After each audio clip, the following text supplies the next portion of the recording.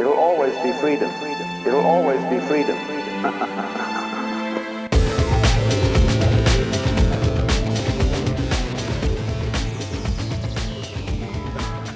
Hey, anarchists, freedom lovers, and rebels with a cause.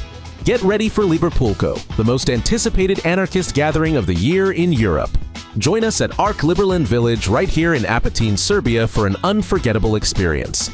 We're talking inspiring speakers, hands-on workshops to ignite your passions, and epic parties that'll keep you moving all night long. And don't miss the highlight, a boat cruise to Liberland itself. Connect with like minds, share ideas, and build the future we believe in. Grab your tickets now at Liberpulco.com. That's Liberpulco.com. Your freedom, your community, your revolution. See you there. Liberpulco, the most... Welcome to Conversations in Anarchy. My name is Laura and I'm your host today. Second annual Liberpulco is just around the corner, and today I have three speakers that's going to be on the main stage of the Liberpulco. And today we all going to be talking about kids, all ages, different phases in life, what's important, how we can support them and each other. So please welcome Caterina Bleish Bonandin. Hi, Kat. Hi, thanks for having me, Laura. Gareth Icke. How you doing? Hi, Gareth. Hello. How you doing? And Tom Shaw. Hello, hello. Hi, Tom. Thank you all for being here today. So the first thing I would like you to tell our audience is, what is your background with kids? So please, Kat, let's start with the lady. All right, I'm a mother, first and foremost. I have an almost 14-year-old daughter, a 12-year-old son, and a 4-year-old daughter as of 2 days ago. She just had a birthday. Many of you know Josie. She's the Anarchapulco baby. So that's my, most intimate experience outside of being a child myself. But I am also on the board and a teacher for Greenbrier Community School, which is a homeschool enrichment program currently here in Central Texas. And we live on an intentional community that is made of adults and children. And I'm part of the Elgin Homeschool Co-op. So that has a lot of kids stuff going on as well. And before all this, I was really plugged into the unschooling community and was involved with an event called Rethinking Everything that stopped running during COVID, but it was like a 22-year-long conference all around education. And that's really how I got plugged into the alternative school movement and made all of my homeschool friends and just got plugged into the community. Thank you, Kat. What about you, Gareth? I'm a dad. I've got two girls. My eldest is called Alora and she's 7, and my youngest, Ophelia, is going to be 4 in, I don't even know, what date is it today? Tuesday. The 12th, I think. It's the 12th, so in 9 days. Yeah, so in 9 days she'll turn 4, which I'm hoping will be the end of the 3-nager stage. Fingers are firmly crossed. But I had kids obviously, slightly later, I guess, because I'm in my 40s, but I've got a niece and a nephew as well that are slightly older. So I was, trying to be fun uncle, I guess, when I was young. And yeah, I always wanted kids, even when I was young. I always, wanted to have kids. When all the lads were talking about being multimillionaires, I was going, when I grow up, I want to be a dad, sort of thing, which is probably a bit odd. But then I grew up on the Isle of Wight when most people are a dad by the age of about 14 anyway. So I suppose maybe it wasn't that odd. But yeah, that's my qualification, I guess. 2 kids, but firmly learning on the job, as every parent is. Yes, that's definitely true. You think you're ready probably, and you never are.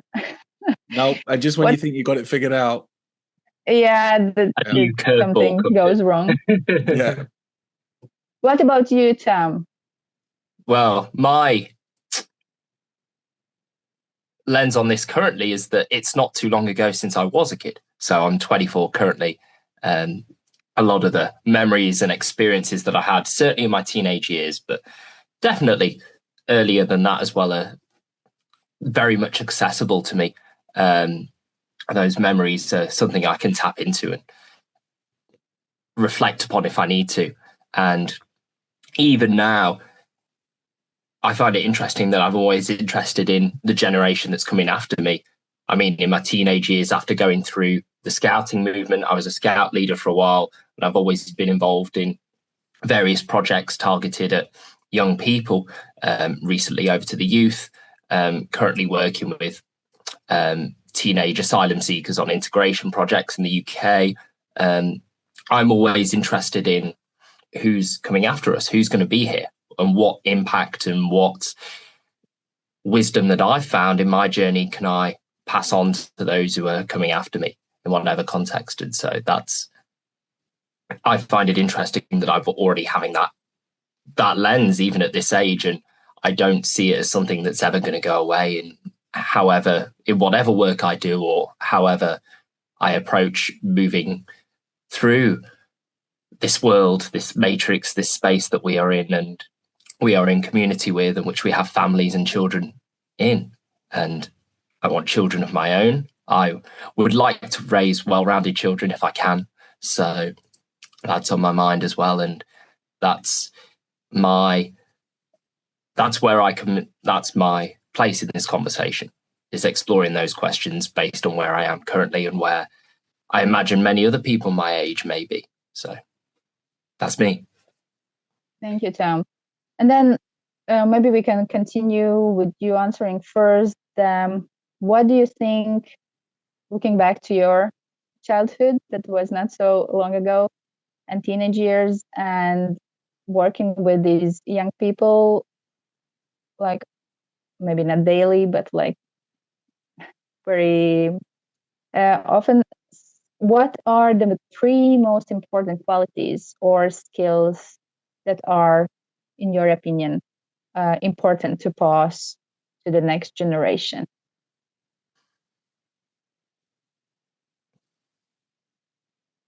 Patience comes to mind as a big one for me. I don't think we can achieve everything instantly, and that everything happens at exactly the time that it's meant to. That doesn't absolve ourselves and myself of the responsibility of trying to work towards the visions and the dreams and the opportunities that I know can benefit people around me. There is also I guess a piece of it is humility, that we can't have everything we want instantly. We can get it at some point if we work towards it. That patience is a virtue, as the saying goes. So I think an element of patience is a key part of that, and there's a lot of things that connect to that. I guess a resilience to stick through on the intuition and the wisdom that we know we have within us, and that when we see something in the world that isn't right, or there's a prevailing narrative around us that we see just isn't working, or that there are lies and untruths contained within that, and being able to persevere through in the pursuit of truth, regardless of what others might say, think, feel, or do in response to that. So I don't know if I can give it as like a top 3, but there's the patience there. Okay, patience. That's good. So I'll leave it there, and I'm curious. It's okay. I'm curious to see what my fellow Englishman Gareth thinks as well. Yeah, what do you think, Gareth? I don't know. It's a tough one, isn't it, to put it into 3 things? But I think the main one for me is to be authentic, and to be authentically you, which sounds like a really basic thing to say, but most people aren't at all. They try and be a version of themselves, and the version they try and be is normally what they think everyone around them wants to be. And I think that's really sad, because I think, whatever you believe, whether you believe we're worm food or heaven, hell, reincarnation, whatever it is, you're only you once, right? That's it. So I think it would be a real shame and a real disservice to humanity if you didn't, be yourself and actually genuinely be authentic, which I try and be. And, sometimes that rubs people out the wrong way, but that's fine.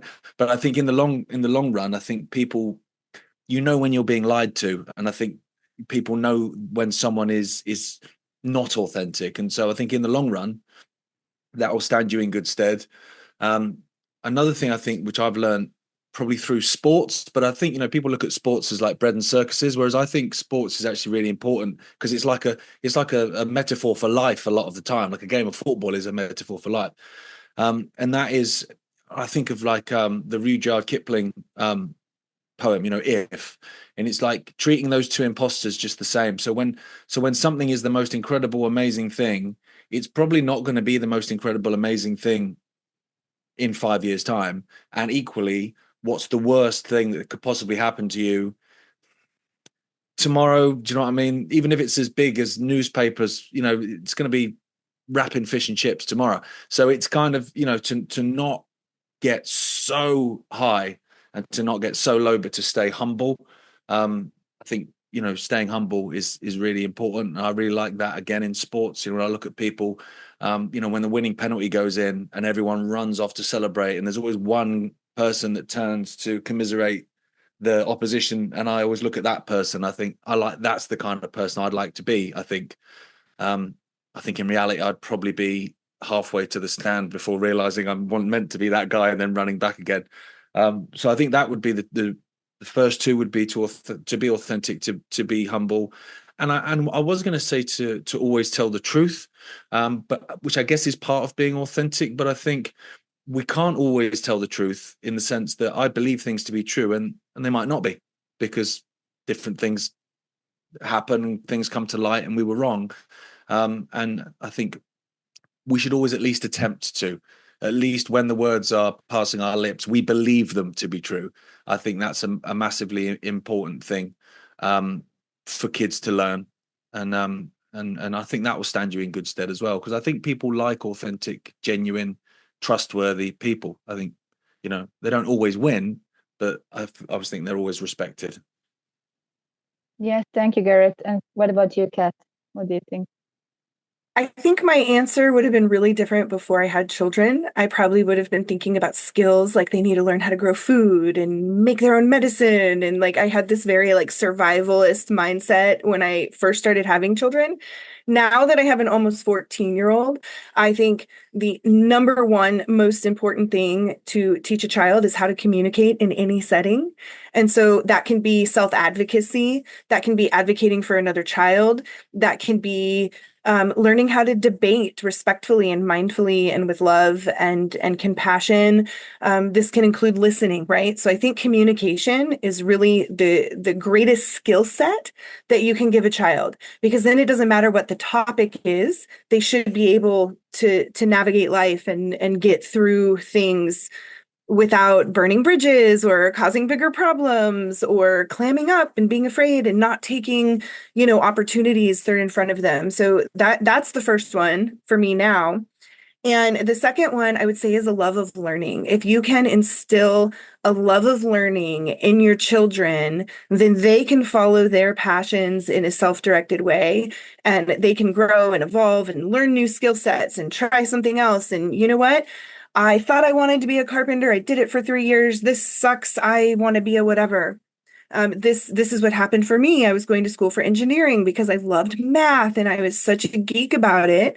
And I took a public speaking class, and the teacher wrote me a note and was like, I don't think you should be in a cubicle the rest of your life.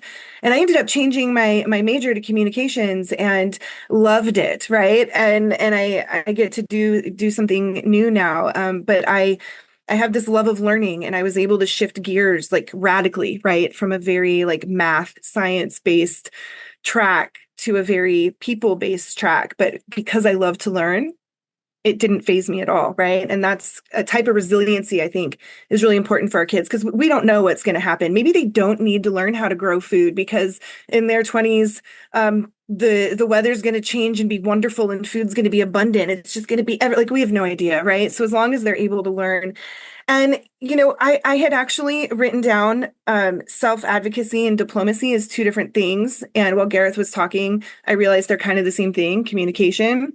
And I feel like the authenticity, that is really where it's at. I think that children who are allowed to be themselves, who are not punished for being outside of the box thinkers or even behaviors, as long as, they're not harming other people or property, they should be allowed to be themselves, right? And children who are raised in this way, I think become, Tom was talking about that next generation. We're going to be depending on them, and I want them to know who they are and to not be easily subjected to mind control or manipulation or, any type of pressure, whether it's peer pressure to do drugs that they shouldn't be doing, or even just to dress certain ways or whatever. Like, I want my children to have that ability to just navigate through the world as themselves, because really we're the most powerful when we are in our most authentic self. So I would say communication, authenticity, and the love of learning. I Thank really you. want to, Laura, Yeah. can I jump in? Because I really want to build on some of the things that Kat brought up there, because my own path has a lot of synergy with what Kat was saying there. I was studying to become a dentist in the conventional health system straight after I'd finished school, and when all the COVID lockdowns rolled around, and that whole process of seeing through how a lot of the narratives there didn't line up with what I was experiencing and what I knew to be true was a huge catalyst for me to realize how much I'd led myself into that path because of expectations and pressures from others, from an expectation that I had to be this, particular vision of someone with certain credentials and certain success in order to be in the world with a certain way. And when I came to a point where I realized that me being in that system, playing by the rules that the conventional dental system had set as a part of the wider medical system was going to cause people harm, that's when I had a shift where I realized that how I show up in the world in every single moment I can is far more important than whatever specific goal or ideal could be out there that I could attain towards. I'm far more interested in how I get somewhere rather than what the final destination is. I can still set goals and ideas and things I want to achieve, but if I can't show up, as Gareth was talking about, as my most authentic self on the road to get there, that to me causes damage not only to those around me, but to myself and my sole purpose and my ability to be the best that I can for those around me. And that is with how much pressure I feel there is on young people and children to be a particular vision. And this exists all across society, and even I would say especially in those who are advocating for a freer society in certain areas, or a more perhaps even in natural and holistic or non-establishment ways of doing things, that there's the expectation that, as a young person, you have to do this, you have to listen to all this information, you have to do these particular things and become this particular person, because then you're going to save the world and stop all the evil tyrants who are trying to do things to suppress humanity.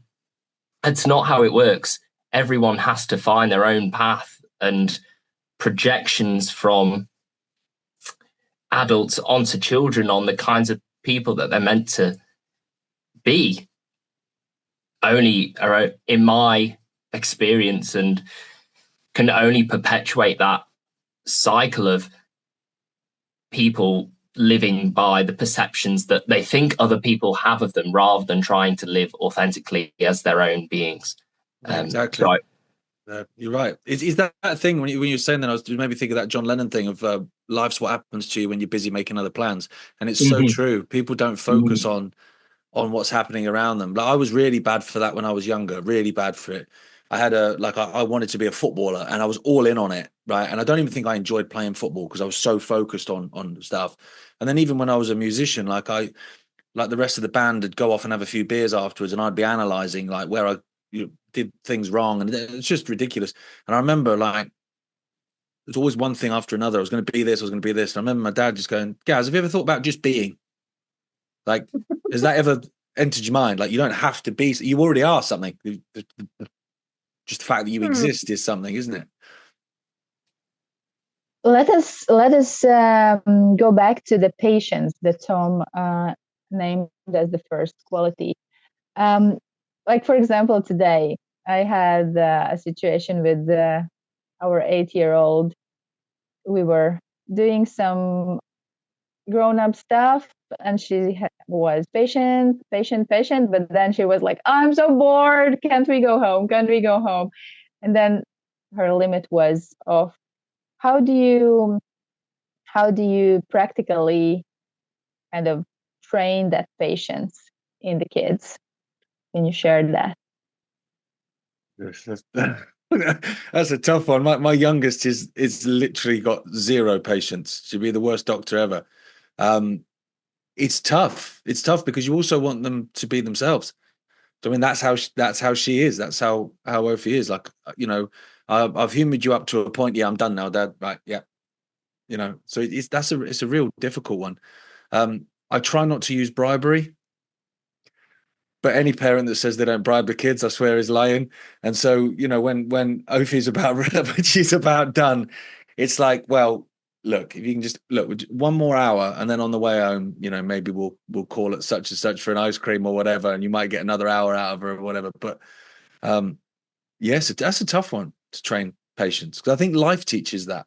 And so to instill that into kids is hard. What is your experience, Kat? Well, I think the first thing we can do is lead by example. Adults are so impatient with children. Come on, get your shoes on. Let's get out the door. Come on, we got to go. Right? So if you can show the example of how to be patient, and that can come with communicating early and often and teaching them to do the same. So if it's like, all right, we're leaving in 15 minutes. I need everyone to start gathering your things. I want shoes on in 10 minutes, right? All right, shoes need to be on in 5 minutes. All right. Obviously, this is like starting from younger ages, right? But I have found with teenagers, you do revert back to this. You have to communicate early and you have to communicate often. And what I have found, I don't know who taught me this. Some parent along the way taught me this. And this is what we do with our kids. If I'm having an adult conversation and I'm at a restaurant or I'm on a Zoom call or I'm in a meeting setting, my kids know to come and put their hand on my arm. And this lets me know without interrupting me that they need my attention. The way that I let them know I'm going to respond is I put my hand on their arm. And so we'll stand there touching each other's arms, or maybe I'll have my hand on their back, or I'll touch their hand if they're behind me, their hand's on my shoulder. And I will finish my thought. And then I'll tell the adult, excuse me, I need to talk to Aliana or Josie or Bill, right? And I'll turn and I'll have that conversation with them. But because we've built trust through that strategy, and I follow through, I don't make them wait for the conversation to end. They wait for my train of thought to end. They know I'm going to come to them, right? And so I think coming up with these common strategies, which are like literal skill sets, right? And this can help in the workplace, and all sorts of places, learning how to not interrupt and to be patient with your thoughts.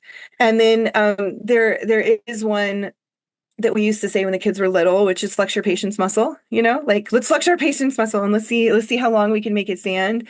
And then, of course, not expecting them to have patience longer than they are physically, biologically, neurologically capable of, right? A 3-year-old that has to pee.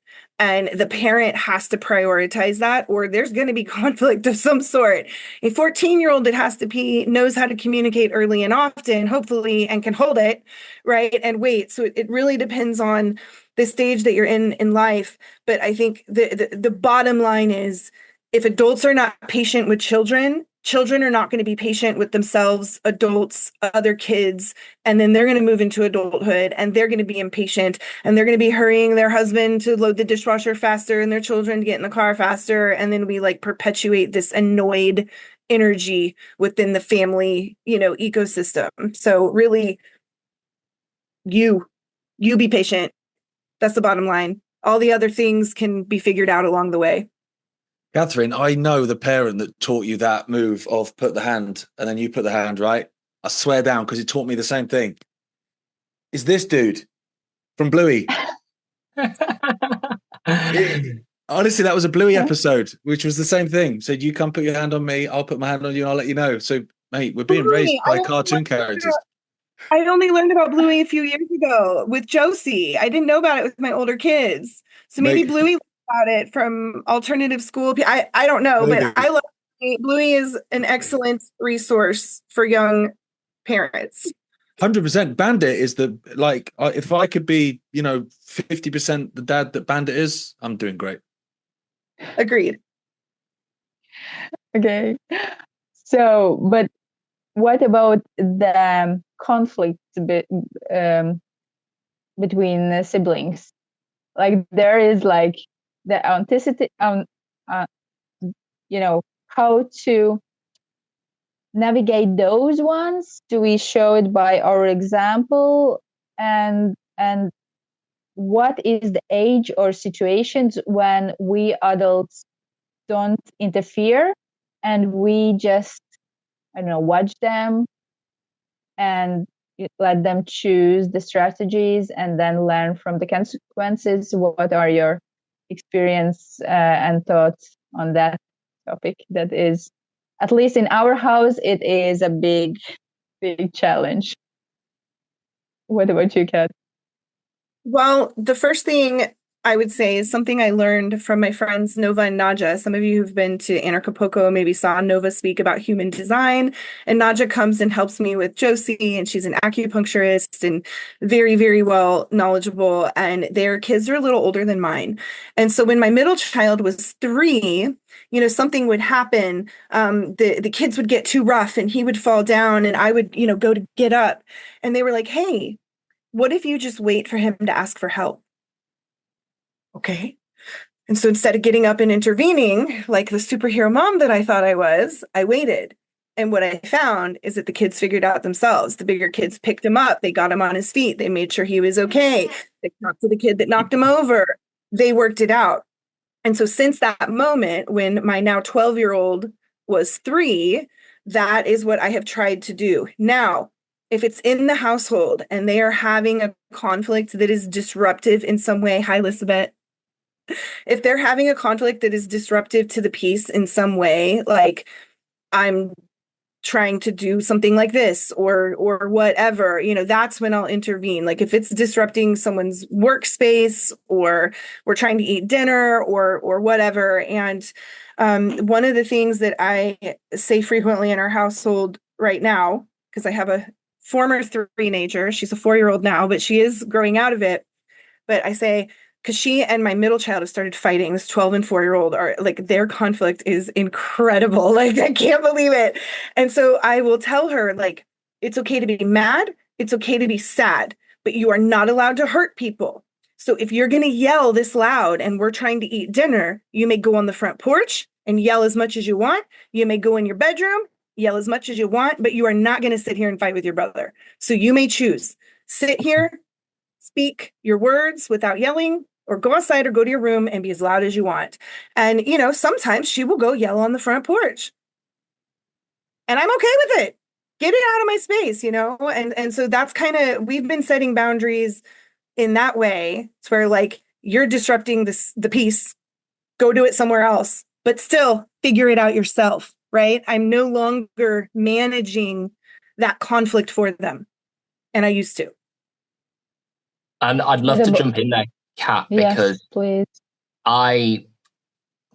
It's that ability to both honor what the kids are experiencing with the perhaps limited experience of life that they have compared to the adults in the space, as well as giving them the opportunity for negotiation. And for me, Kat, you modeled that so well in your conversation with Josie whenever I saw you at Anarchapulco earlier this year.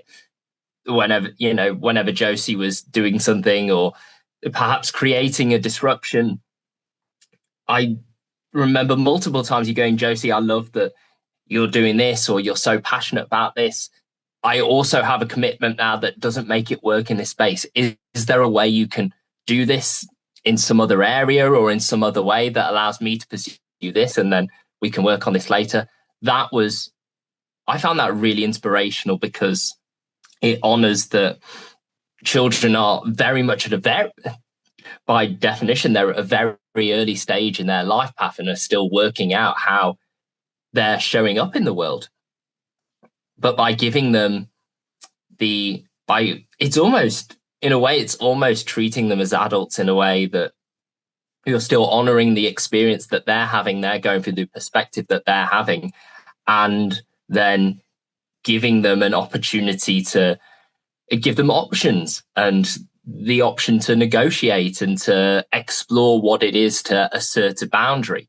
It is that conversation that allows young people to develop patience, whether it's in the context of they can practice that with their siblings. If they get into a fight, first encouraging the observation that, oh, I've just thrown a coin at my sister and it split her lip. Okay, I should probably be observing that I've caused her a lot of pain by doing that. And that's a very true story. I remember doing that in the house when I was about 5 and she was about 3, and I thought it'd be funny to throw a coin at my sister and split her lip. And bless my dad, he was like, look, you've made her cry. And then giving the option to explore and allow me to contribute to say, what can we do to remedy this situation? And giving options and allowing for negotiation and conversation and boundary setting and agreements that I think has set me up for life in a way that I wouldn't be able to be as successful in the relations that I form with other people otherwise. So, and the testing ground for all that is with siblings and with other children that our children may become friends with. So yeah, I really wanted to highlight that Kat really modeled that for me in Anarchapulco especially. And yeah, just to honor what she was saying there. And I'm curious, Kat, if you can go into how you were able to, especially with the arm holding, as a way of indicating that, how you were able to encourage that in your children and allow them to agree to use that system, if you've got any insight there. I mean, I just tell them every time until they do it. This is how you get my and it might take 10 or 12 times at age 3, but when they're 12 years old and can still do it. I mean, we still do sign language across the room. If somebody needs water, they're looking at me and they're signing water, so some of these things you do with infants and toddlers, it actually carries through and helps you to communicate, with them when they're older. And so it's kind of like what Gareth was saying about the sports, which I'm a huge advocate of sports for children who are interested in it. I was a competitive athlete. It was so good for me. I mean, it taught me to push through and to be, to have that perseverance. And you just kind of have to do the same thing as an adult, teaching your children. You have to be consistent and apply the rules every time as if it is a sports game, and it's like, this is how it is. This is how it is. This is how it is. You can do that lovingly. You can do that kindly. But it's the rule of the game. And so if you want to communicate with mom and you want to come on trips where mom has to work, or you want to be at the meeting where we're talking about, this upcoming school year, you got to play by the rules, or it's simply not going to work. And what I have found is that actually it comes back in reciprocally from the children. And so same thing with me, I was in a mood yesterday, which happens every now and again. I didn't feel well, and I went to go pick my kids up, and I had a stomach ache, which I never figured out why. It came and it went, but they were just so wound up and so loud in the car, and I was irritable, and I was like, guys, I can't take it. Please stop. And my 4-year-old, because she's been empowered to have these conversations, she says, why are you being so aggressive, Mom? And then both of the other kids are like, yeah, Mom. And I'm like, you know what? I told you when you got in the car, I had a stomach ache. I didn't realize how irritable I was. I'm sorry. Can we just maybe let's, we rode in silence for a little bit and just kind of reset, but because they could tell I was out of alignment, but they weren't afraid to say it to me. Right. And I'm like, yeah, I wouldn't want someone being pissy with me like that. So but they gave me the same respect I gave them. They weren't like, you're a bad mom. How dare you? What are you doing talking to me like that? They were just like, whoa. And so I love that, because when you stay kind and open-hearted, so will your kids. And that's been such a blessing with my almost 14-year-old. I feel like we have such a beautiful relationship where we can be authentic with each other, and we can say, like, whoa, what's happening right now, and, kind of navigate it together. And thank you for witnessing me. I feel seen, and I appreciate that. Yeah, I can contribute to that as well. I mean, this rule about the hand and many things that you have been telling Josie, it has been very inspiring for me as well, being around and being like, wow, really? Yes, that is a good idea, because sometimes we really. Laura, this is why we need community. Like, I learned these things from the Rethinking Everything conference, which was all about lifelong education and families that are, learning together. And so we really need community so we can teach each other things. Definitely. Yeah, that's true. Gareth, did you manage to answer to this one? No, but I can nip in. I think to kind of reiterate, I guess what Catherine said, the point that a lot of it is about staying calm. My kids are so different from each other. I absolutely love that about them. My youngest, she's a wind-up merchant, total wind-up merchant, and she's very funny, which I love about her. She's also got an anger problem and an authority problem, but that's fine because she's just me. So, do you know what I mean? Whereas my oldest is a total empath. She is affected by other people's moods, and if something sad happens, it really affects her. So they actually have quite a beautiful relationship, actually, because the two actually balance each other out quite well. Sometimes it doesn't work if my youngest Ophi, winds up Law, and she's not ready for being wound up, then it's not so good. But I find that staying calm is the most important thing, because if they annoy you and then you get annoyed and loud and then we can't be annoyed at them for doing the same to each other when the other one annoys them, because it's like, well, I learned it from you, Dad. So I try and be as calm as you can most of the time, and just kind of talk to them, and they tend to talk out the fact of what's happened, and normally they will then apologize, and they'll realize that, okay, yeah, all right. But sometimes you do lose your rag and you get a bit fed up and a bit grouchy, but I always make the point of apologizing for that. If ever I do get grumpy, I'll say, I was sorry, I got a bit mardy earlier. You were being a douchebag, though, by the way, but it's not an excuse for me to get mardy. And I find that that seems to work at the moment. They bicker, their siblings. I used to row with my sister. She used to beat the hell out of me until I got big enough to fight back, and then we became best mates. But I think staying calm and being the example, like you've said earlier, Kat, I think that's the most important thing, because you are who they're learning life from. Like, literally, you are the Life for Dummies book, aren't you, in the house? But this, exactly, the physical fighting, that you, Gareth, experienced with your sister, I experienced it with my brothers. We physically fight a lot when we were little. And now when I see our kids doing that, it is so difficult. What are your thoughts on that? Should we allow them to fight? Should we, as your cat said, okay, you can be angry and you can be grumpy or whatever, but you're not allowed to hurt someone physically. And how to do it when, like, they both are kind of really involved equally, and it's not like one is doing something to the other one. Is there any? It's difficult, because I mean, in our scenario, as bizarre as it is, the Ophi, the 3-year-old, is physically stronger than Laura, the 7-year-old. It's bizarre. She's freakishly strong, and so she'll get Laura in a headlock, and Ophi, let go of your sister, let go of her, which is bizarre, really.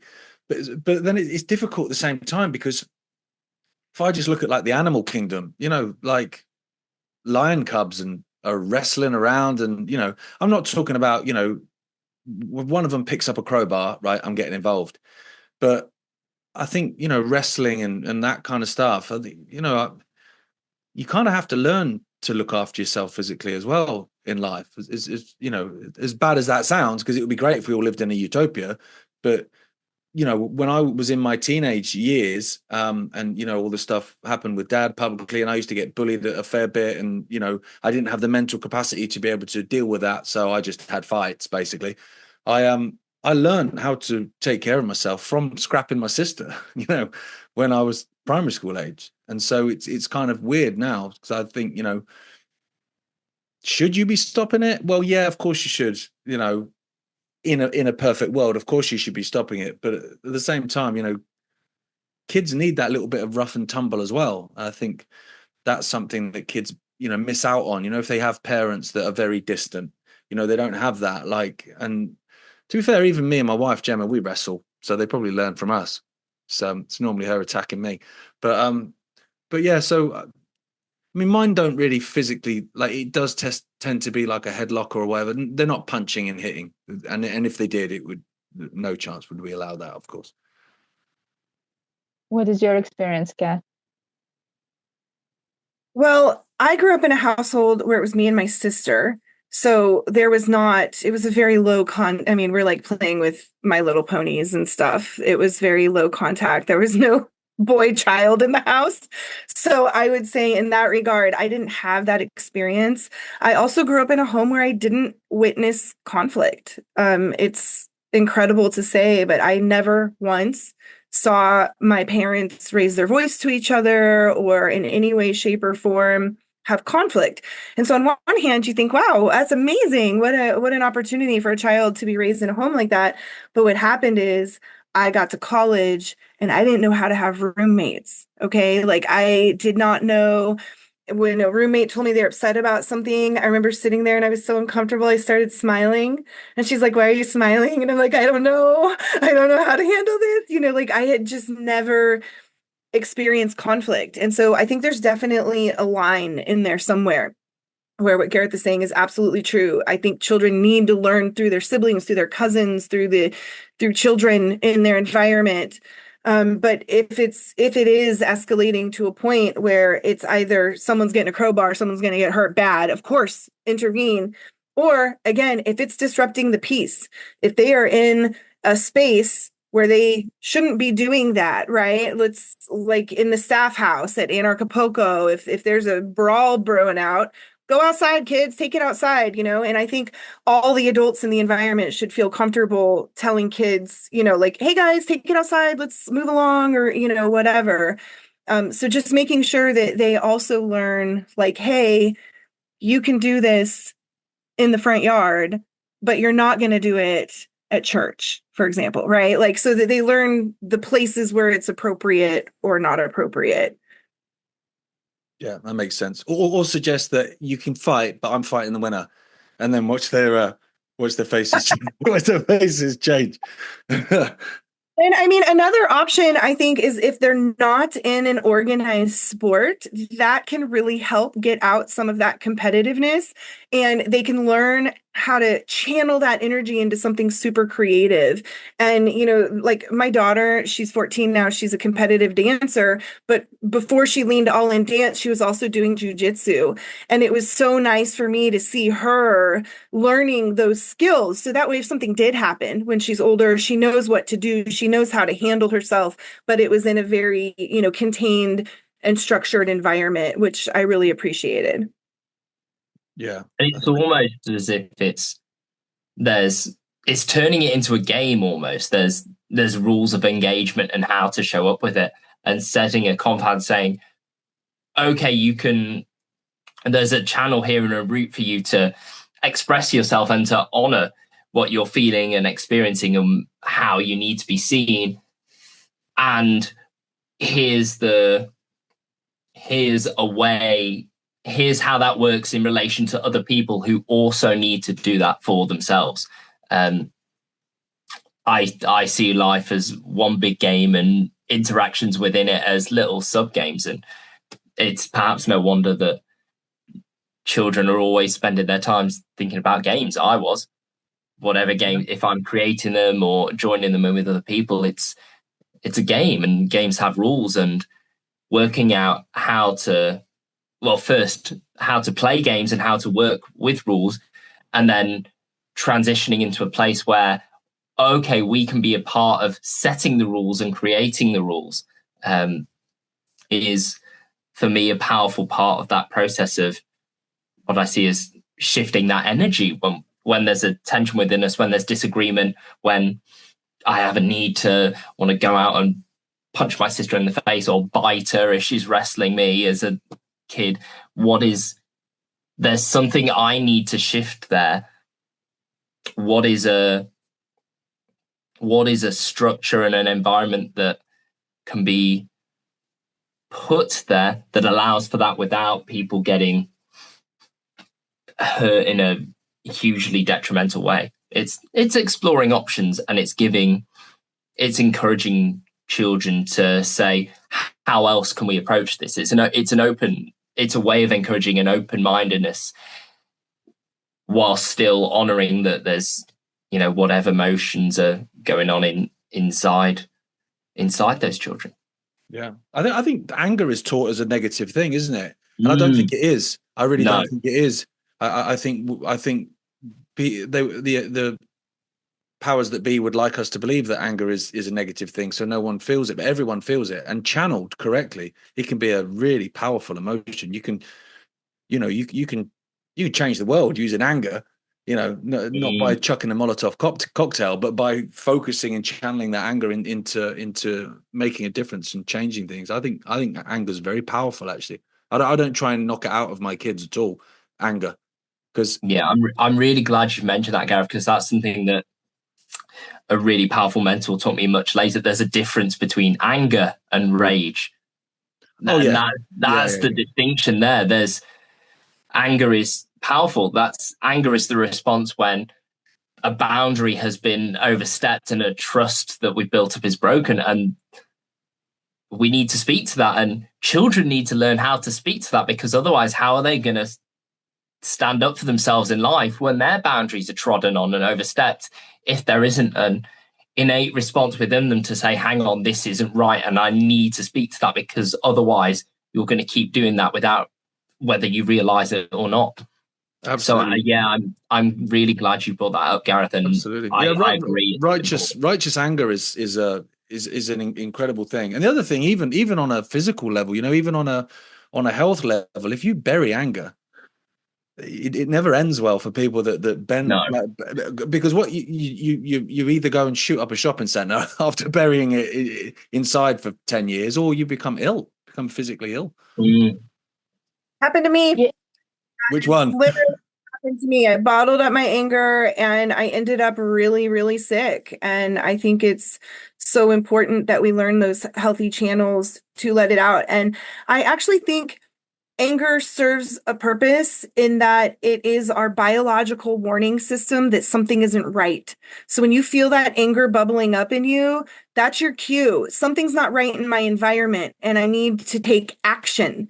And what happens is when you don't take action and you're feeling that feeling, that's when you really make yourself sick, or it gets to a point where you can't control yourself anymore, right? And it explodes out. And so in my case, I shoved it in and I shoved it in and I shoved it in, and I didn't take action, and I ended up with cervical dysplasia, right? And it was when I decided, here's the line in the sand for me, because I never watched conflict take place. So I ended up, my first marriage was conflict riddled. I didn't know how to deal with it. I didn't know how to deal with co-parenting afterward. Like, I had to learn these skills as an adult. And I think not knowing how to express my anger because I never saw it expressed in my home was, devastating, I think, in my young adulthood for me. And so that's a skill set I really want my kids to have and to learn. Like, if you're feeling that, something around you isn't right. And it's time to change it, whether it's a relationship or, a physical environment, or, I see a dog attacking a chicken and I feel rage, and I can move at a speed that I have never moved before, and I can pry a bird from a dog's mouth, like I become super human when I channel my anger into action. And that's why I think I was such a good activist, because at the time, before kids in my 20s, I channeled it. That's where it all went. All of that anger went into my activism, and it really, really made me successful. And I also wanted to touch on the word no. I think this word is so important. I had an experience where an activist friend from We Are Change New York came to visit us when we had young children. Their child, I think, is 5 months older than my oldest. So my daughter was around 3 months. This child was around 8 months old, crawling around the house.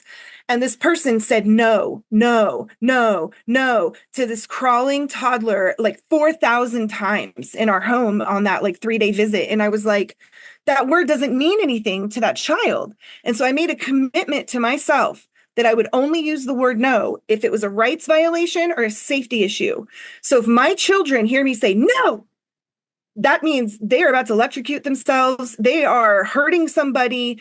It needs to stop immediately. And I don't misuse that word. I only use it when I really mean it. And there is force behind that word. If I say no and you keep doing what you're doing, I'm going to physically remove you because you are in an unsafe environment.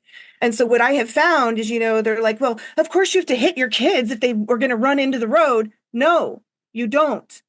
You have to teach them to trust your word.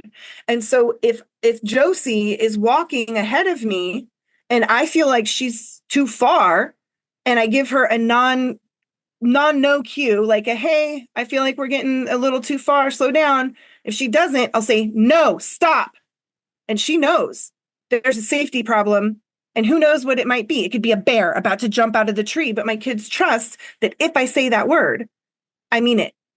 And so that's one of the things I think is really important, because if your kids are beating each other up and they can't hear you say the word no because they don't know what it means, because they've heard it 5,000 times before in their life, they're not going to stop, right?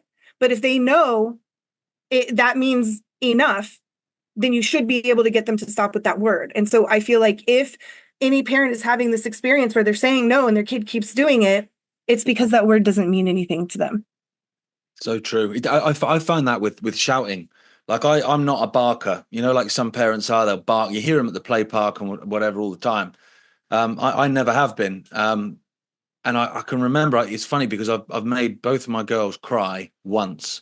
And it was by barking. And it was for the same thing, obviously years apart. They took their seatbelt off when we were driving, and they're in the back and I'm driving and we're going down a motorway, and they took the seatbelt off. So they're not, in the car seat anymore. And I barked and they both cried and then clambered back into the seat and did the seatbelt up for the same reason, I guess, as you're saying there, Kat. But if dad's barking, it must be something because he doesn't bark, basically. Yeah. Whereas you get other parents, they just shout and shout and shout. And I'm not intimidated by you shouting because you always shout. Yeah, like I don't know, guys, if you have been watching Gilby Studio cartoons, movies, like My Friend Totoro or Howl's Moving Castle or something like this. In these cartoons, there are often some kind of characters that are taken by rage, and the others, and they always have like red eyes and are totally unable to hear or to see anything else than the point of where the rage is going to. So that reminded your words reminded me of, yeah, Tom, when you said that there is a difference between anger and rage.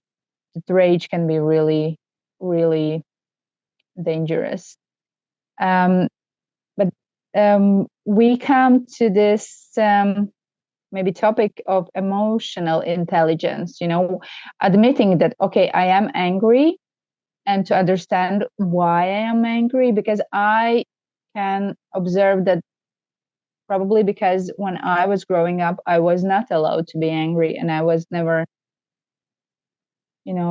allowed to actually communicate any of my feelings, especially if they were kind of wrong or bad or disturbing. I can see that often when, as you say, Kat, I feel anger in me, it takes long time to understand what is it really. Is it actually this, what is happening around me right now? Or is it this, what that you have experienced probably, Kat, like suppressing the feeling and then now it comes out at a totally different point, but the reason, the cause has been there inside me for a long time, and that can come out of me really inappropriate place and time, and when others are totally confused. Okay, what happened? What happened? It was nothing so serious. How are you guys are working with this emotional intelligence in your kids? Like when they are angry, are you kind of talking to them or learning them the words for emotions?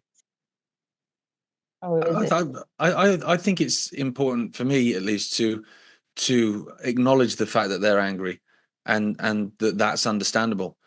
So I the conversation often tends to take place with my eldest, because, like I said, my youngest is a wind-up merchant.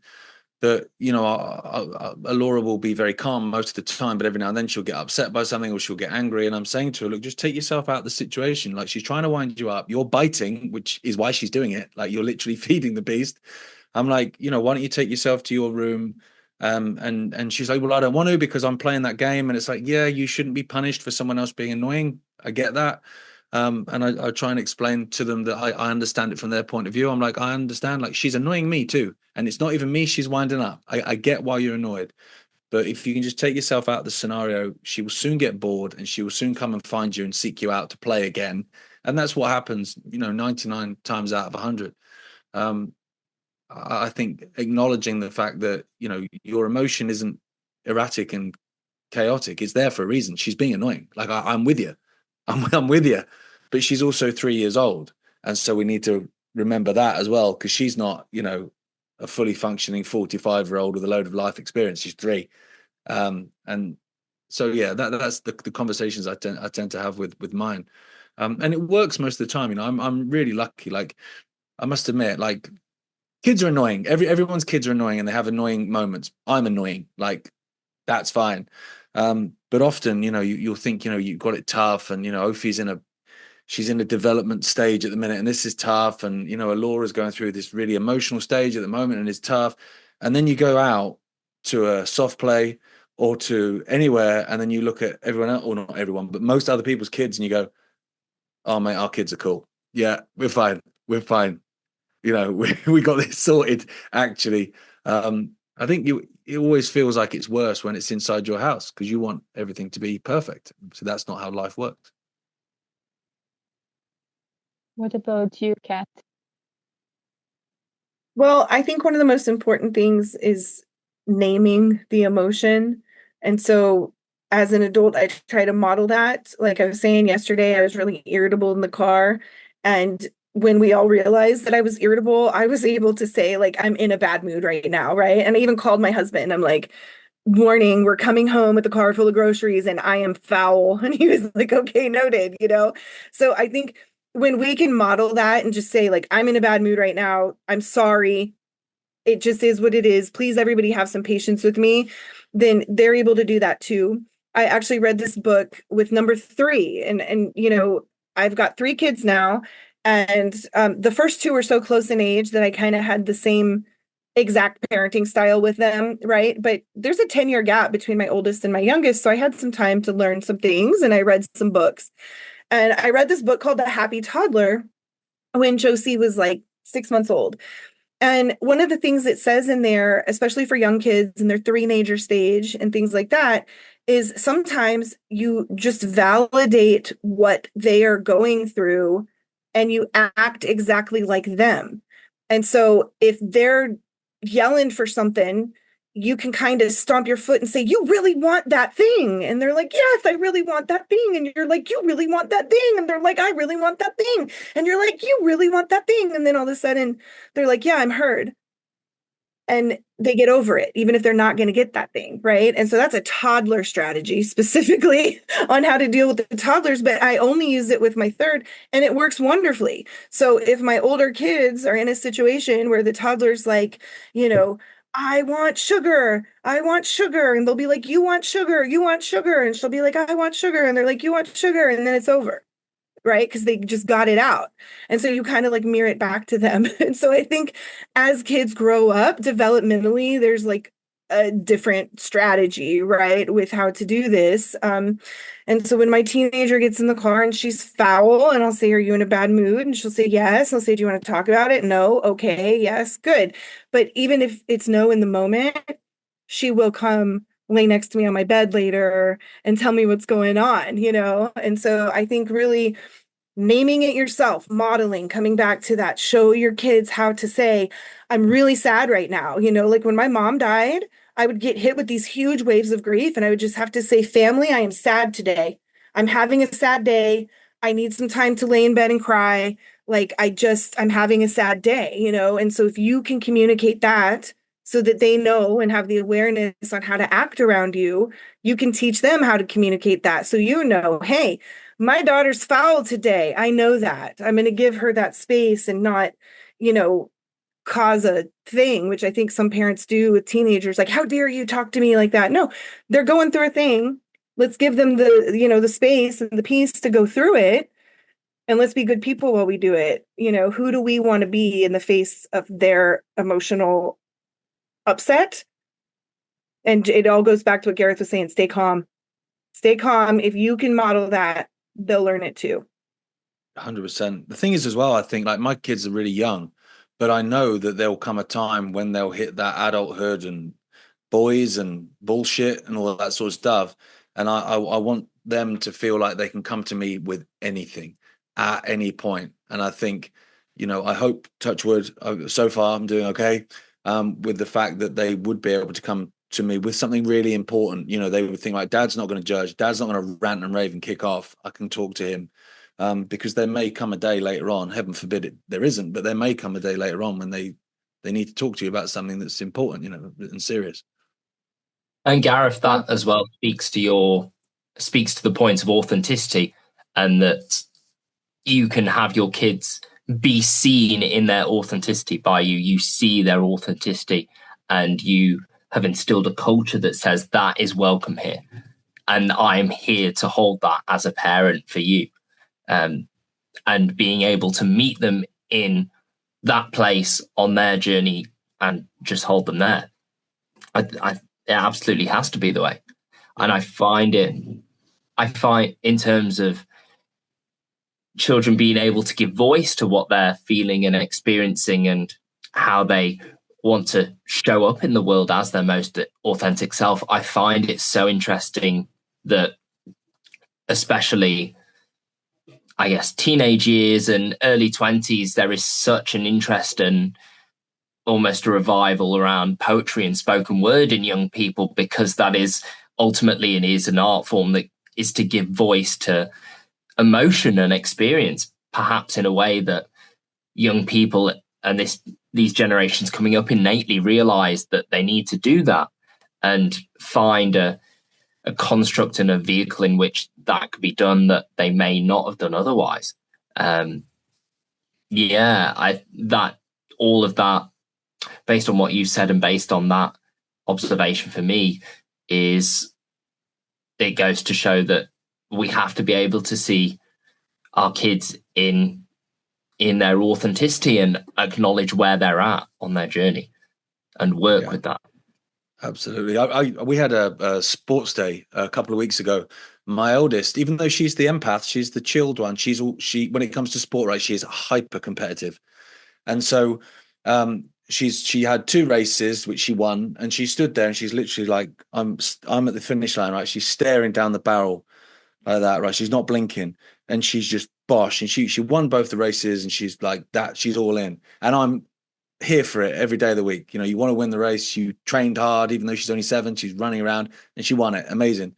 My youngest, right, Ophi, she's pretty quick. To be fair, right, she's pretty quick, and she's the youngest in her year by the best part of a year. She's at the end of August birthday, so she's probably almost a year younger than some of the kids in the class. Anyway. So she finishes last in the race, right? But she comes running down and she's just laughing and smiling. And like I say, she's quick at running, but she started running about 20 minutes after the whistle went, right? And so I'm laughing, and she finishes the thing, and everyone's cheering and clapping. And I'm there. I'm like, you've won your 2 races, like well into it. You finished last, but with a smile on your face. And I am all the way here for both scenarios. Like, it's amazing. I love it. So, Kat, Anarchapulco has always been a family-friendly place. What about Liberpulco? Can you tell our audience about that, please? Yeah, Liberpulco is a really fun experience for the whole family. What we found is that the kids get to run around, play with bunnies that are hopping all over the property. There's ponies they can go feed. There's livestock like goats and sheep and ducks that they can go look at. And then, of course, there's the pond that they can swim in, which they love, and go fishing in. The kids absolutely have such a great time on the property. And last year, I don't know about this year how Liberland will have things set up, but they had a pool set up and they had a trampoline going, and we just had a lot of fun. Yes, I remember at the anniversary, they still had the trampoline. So we'll hope that it's there when we come. But then the kids or adults that are keen on fishing should take their fishing gear with them. Yeah, absolutely. The region is known for fishing. In fact, there's a fishing competition that takes place the same weekend as Liberpulco. So if you like to fish, it's a really great area to do so. We need to round up right now. Thank you so much for all the tips and experience and examples. I'm sure it's really helpful, not only to me, but to other people listening to this. Could we round up with you guys giving us a little sneak peek in what you're going to be talking about on the stage at the Liberpulco? And I even called my husband. I'm like, Kat, what about you? We're coming home with a car full of groceries. I'm going to be talking about this community that I'm involved with. It's a model that I think is replicatable. I think what is happening right here, where families come, live on site, we run a school together. Some kids commute in from offsite. Some kids walk to school from the cabins here. It is one of the neatest things I have ever seen in my life. It is incredible. It has been such an opportunity for me to learn how to become a good communicator, how to work well with people. And I think when we are talking about nation building, like we are with Liberland, it's really important that we're looking at new ways of raising families and bringing this next generation up. So I am advocating that there be a similar design set up to run a community school in Liberland. And that might include the people, living in Liberland, getting to walk to the community school the same way they do here in Greenbrier, where I live. And it might also mean kids in Croatia or Serbia commuting in and actually getting educated by the free thinkers. And what I think is so special about it is that we really are trying to raise children who have a passion for self-directed lifelong learning and growth. That is our mission, is that we want to plant these seeds so that we are sending little people out into the world as big people that are capable of solving all sorts of problems and creating all sorts of amazing solutions. Because I am so so curious to see how our global political infrastructure is going to unfold in our lifetime. And I'm really hoping that we can set them up for success in their lifetime, because we're probably not going to get to see the end of the game, right? But our kids might, or our grandkids might. And that might mean that we win the game and that we create this beautiful society where we have voluntary interactions and relationships. And it might mean, because, I do believe this is a holographic virtual reality and that we are playing a game. And so it might mean that we lose the game and we try again in some other realm, in some other time. I have no idea. But I really want to make sure we're setting the next generation up, not just our individual children, but any children of a free thinker who has the capability of raising free thinking children. I want to see this model replicated in the places where it would be a good fit, and edited and changed to fit the local region in which it's replicated. And let's be good people. Thank you, Kat. What about you, Tom? Want to be in the face of their emotional I'm talking about poetry. Upset. It's going to be very good because back to what Gareth was saying, stay calm. Poetry is a vehicle for creating meaning and having a control of language, and a control of language to have a mastery over our ideas. And as a result, I can then use poetry to show up as my most authentic self. I can use poetry to set boundaries in how I communicate with others. So there's lots of ways that can happen, and also exploring the flip side of that coin of, if I am not creating meaning for myself in the language and in the way I communicate with others, who is? Can the language of others and the thoughts of others and ideas of others come into replace my ability to show up as my most authentic self? And how do I redress that balance? And I think poetry is the answer. And I like that, Gareth, you brought up Rudyard thing earlier, because that is a very good poem. Never used that in conversation with others before. And poetry as a vehicle is uniquely placed for individuals being able, and me being able, to create my own meaning and to say who I am in the world in a form of art that requires discipline and patience and resilience to pursue. And I think there's a place for everyone to pursue that art, to show up as their most sovereign and free selves. So that sounds great, man. It's going to be great. I asked to be no other man than I am. Is that Shelley? That's another beautiful way of poetry, telling you to be authentic. Yeah. It's great, mate. Exactly. My one's an interesting one, actually, because I kind of I'm always having thoughts and ideas, which are generally around the same question, which is, what's the solution? Because we get accused of it all the time, with what we do in terms of the news shows and stuff.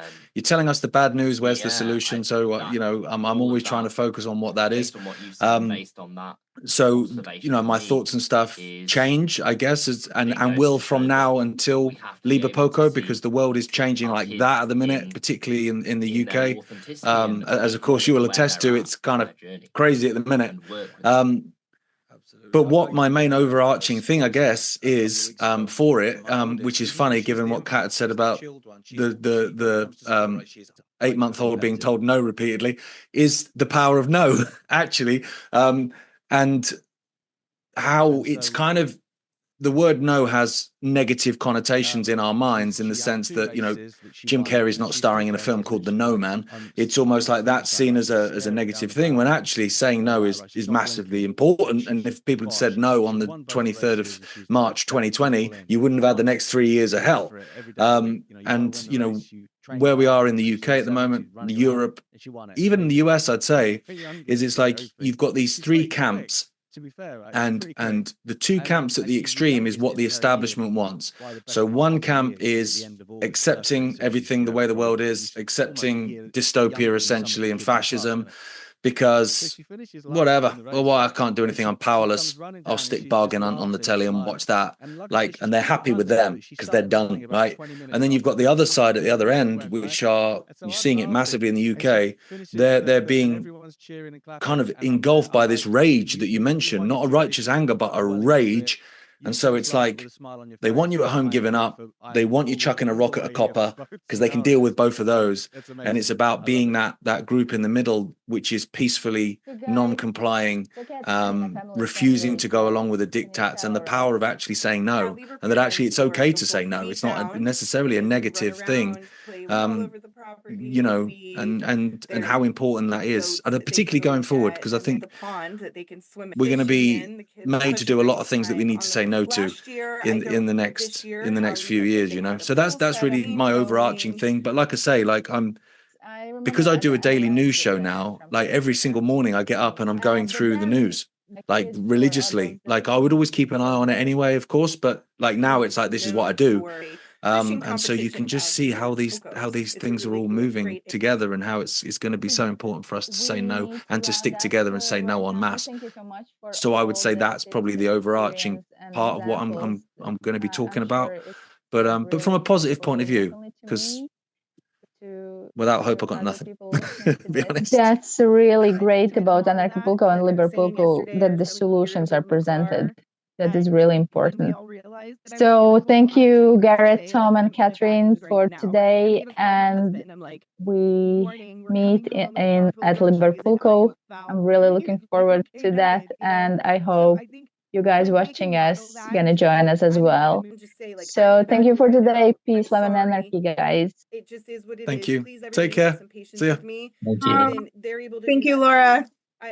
Thank you all. It was amazing. Hey, anarchists, freedom lovers, and rebels with a cause. Get ready for Liberpulco, the most anticipated anarchist gathering of the year in Europe.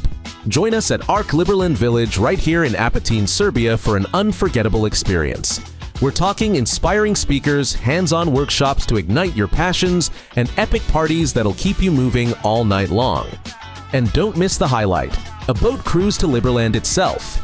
Connect with like minds, share ideas, and build the future we believe in. Grab your tickets now at Liberpulco.com. That's Liberpulco.com. Your freedom, your community, your revolution. See you there. Anarchist gather